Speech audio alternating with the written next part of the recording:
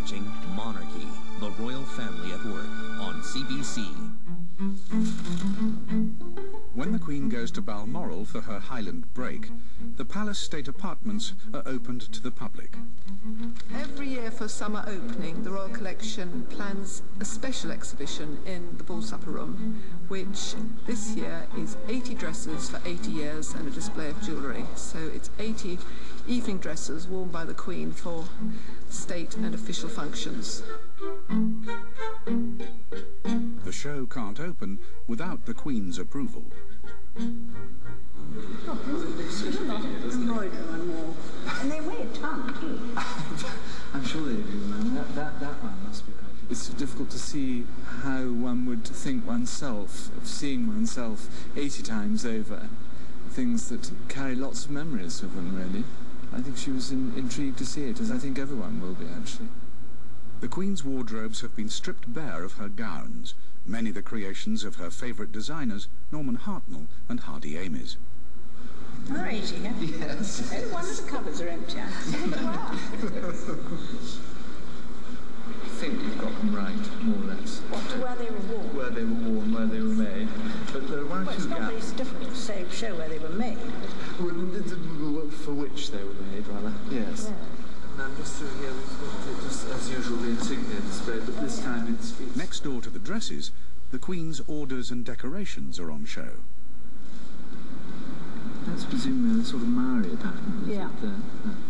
The Queen, like her father and grandfather, has always been a stickler for the fine details of royal insignia and uniforms. Mimosa. No, the man who made it. Oh, She sets a high standard for everyone else to match. Not Benny. No, he's not Australian. But an Australian maker. No, it's the Australian. It's called Stuart. It's on the back of it. Have a look. See if it's pinned. Oh, I shouldn't think so. alas, no. Is that all it's attached to pins? Yes, ma'am. This is the most magic thing, isn't it? It twiddles round. She stuck it or something. There are two little clips, ma'am. No other. But it swivels. It swivels, yes. Why does it swivel then?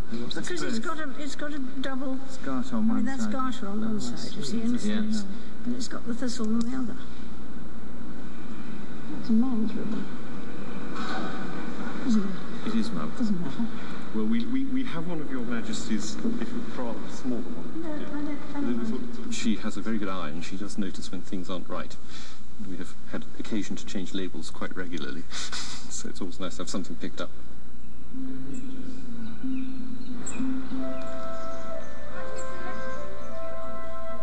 While the rest of the palace functions as normal, 400,000 people will pay to walk through the state apartments, raising £6 million towards maintaining the royal collection. The public were first admitted in 1993 in a new spirit of openness and economic pragmatism after the fire at Windsor Castle. This has been kind of a lifelong dream for me. Wow, it's lovely, you know? Look at that.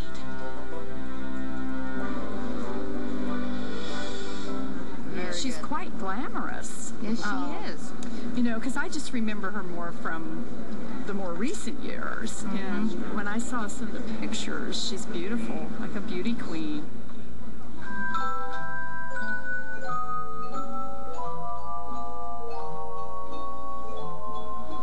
Looks a bit like a bathrobe. No, I'm not keen on those. Very impractical. I mean, there only was once. I mean, that purple one there, to me, it's a very harsh colour, that. But maybe that's the way it goes. You've got to instantly know where she is. I think I'd take that one in the centre with the coat matching. Oh, no, I wouldn't. No, I'd take one of the champagne-coloured ones. Yeah, but there's one in there, it's hideous. Right! The most colourful event in the palace calendar will be the Queen's birthday parade in a month's time. Also known as Trooping the Colour, it's performed by the Household Division, the soldiers who guard the monarch. What I want to quickly do, men, is just to give you an insight. This year the guards have a surprise for the Queen, a gun salute in the palace forecourt. Historically, since Napoleonic times, a group of soldiers have celebrated a victory in battle by firing the feu de joie, a fire of joy. For all the big parades, Garrison Sergeant Major Billy Mott takes charge. The feu de joie has not been fired for a number of years. So basically we're here this morning to work with all the contingents that will be firing it in the forecourt of Buckingham Palace on the Queen's Birthday Parade. Hendricks! You're going to look good, aren't you?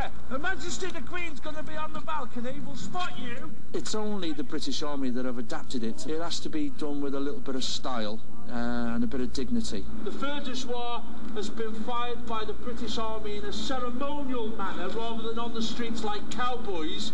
So this is not the sort of occasion where I will tolerate the guardsmen, the professional element of an infantry force, to be thumb up, bum, minded neutral.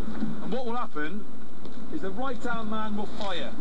He will fire, and then straight away we get a ripple effect. Right all the way down, no pissing about, right to the end. The parade will fire a feu de joie.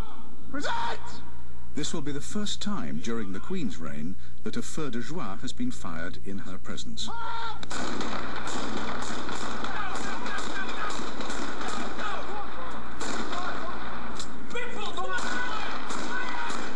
To prevent a catastrophe, blanks will be used.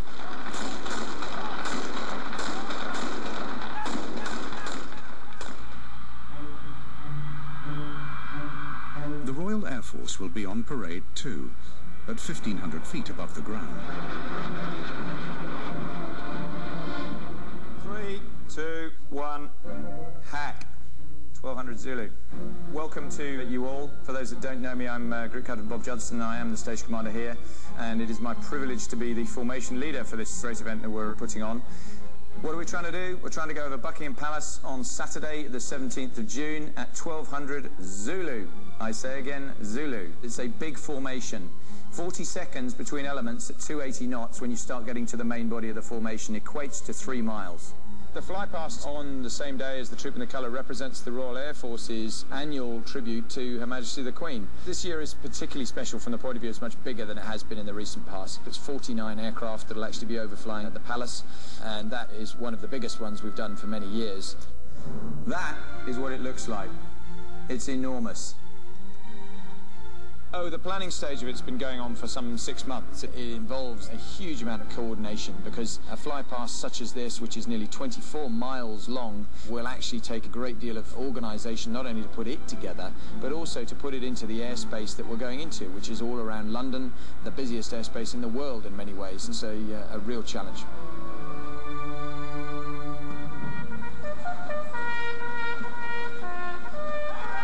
Although her actual birthday is in April, the Queen's official birthday is in June, at the height of the season when the weather is better. Trooping the Colour is meant to underline the close bond between the sovereign and the armed forces. The ceremony hasn't changed much over the years, but with the whole royal family travelling from the palace to Horse Guards Parade, it's always popular with the media.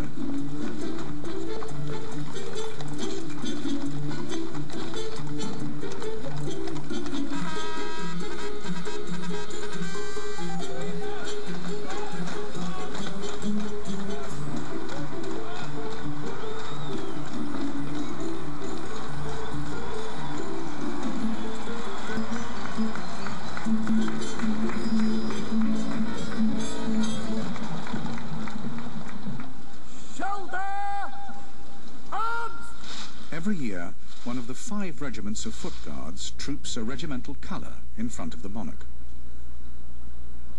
Slow march!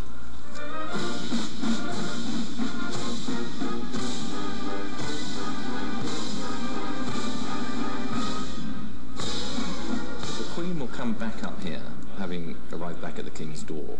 Air Vice Marshal Christopher Harper is at the palace to keep the royal family up to date with the progress of the flypast. Our flypast today is coming from all parts of the United Kingdom. It's going to form up as a formation over Southwold in Suffolk, and then it will set off on a path that essentially brings it to line up with the mall some distance out, and it will overfly here at 1 o'clock exactly.